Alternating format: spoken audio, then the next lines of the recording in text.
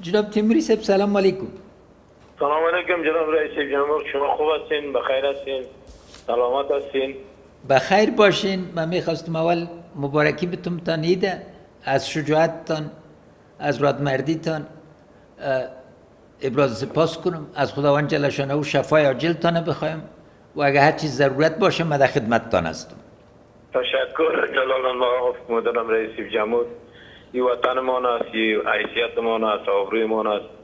ما من حیث یک عسکر خدمتگار در این وطن در کنار شما خدمت خواهیم کرد و ما در خدمت شما هستیم. مطمئن باشین در این مسئله ها تمام فرزندان افغانستان فرزند شماست و ما همه اونها برادر ماست. هیچ مشکلی نیست. ما در اینجا در شفاخانه هستیم. دکتر سیفا گفتن یک طرف نقل داده شود، همینجا یک توجه تانه میخواهیم. ما در خدمت هستیم، هیچ مشکل نیست. جلال الله محترم رئیس جمهور. هزار دفعه جناب صاحب عبدالرحیم امروز مشیشتن رئیس دفتر شورای امنیت ملی انتقالتان بر جایی که از نگاه شرایط صحی از اونا مساعد باشه ترتیب میکنن.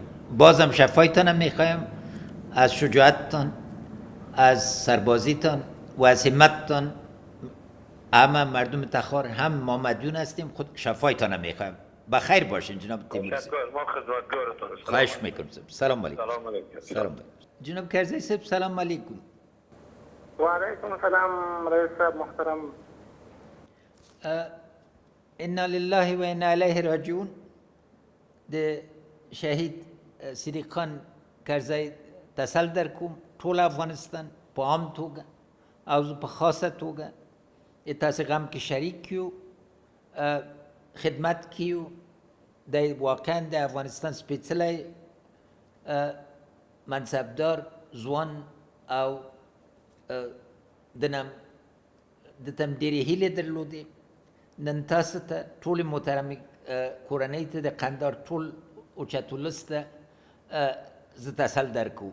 سخته اختر ورځ ده او تاسو په غم کې زه شریک یم. هر امر خدمت چیزم خدمت کیم جناب عبدالحمید خان. کور ودان مننه بچی دی خانه آباد خدای پاک دې سرلوړي لره آباد وسي.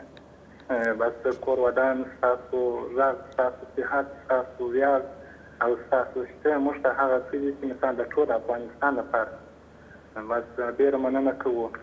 ډېر کور ودان خدای مستعد جناب عبدالحمید خان. دغه ته جناب صاحب عبدالرحیم زای ما سره کېناستلی د محب صاحب د دفتر رئیس ده د شورا د امنیت نه.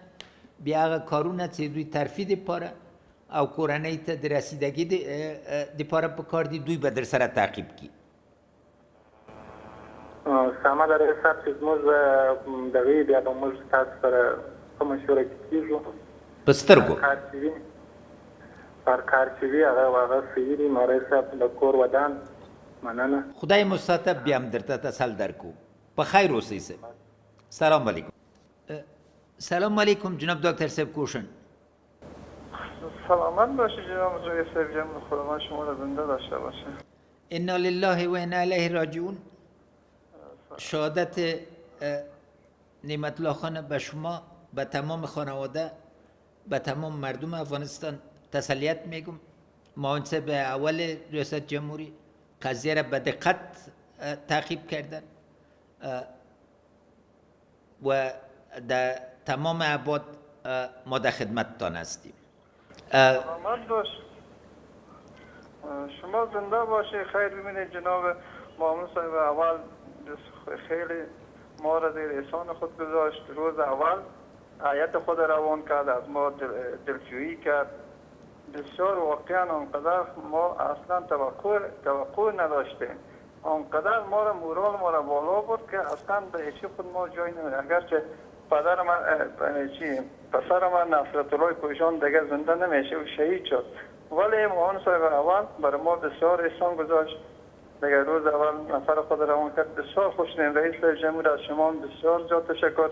همی که از ما دلجویی کرده. خداوند شما را زنده داشته باشه، اثر ما کم نکنه. خداوند شما را داشته باشه. معاون صاحب اول ما از پیش درخواست کرده بودم، من چند دیر و زیرات بودم خدمتتان رسیده نتانستم. مرخواستن در این روز که روز خوشی است در غمتان مشریک هستم و هر چیز تعقیبی که باشه جناب دکتر صاحب در خدمتتان هستیم. خیر ببینید، خداوند دشمنای ما شما را نابود بسازد. آمین آمین. روزتان بخیر. سلام علیکم. تشکر. خواهش میکنم. سلام علیکم.